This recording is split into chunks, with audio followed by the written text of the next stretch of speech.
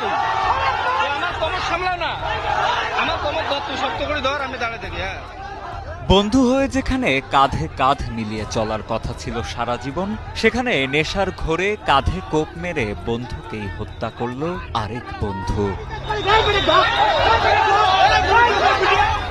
গ্রামের নির্জন স্থানে স্কুল পড়ুয়া বন্ধুকে ডেকে নিয়ে কুপিয়ে হত্যার ঘটনা ঘটেছে লালমনিরহাটের আদিতমারী উপজেলার আরাজি দেওডোবা গ্রামে।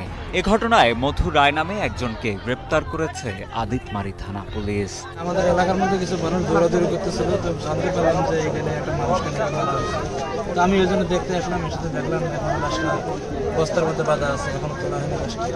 পুলিশ ও এলাকাবাসীর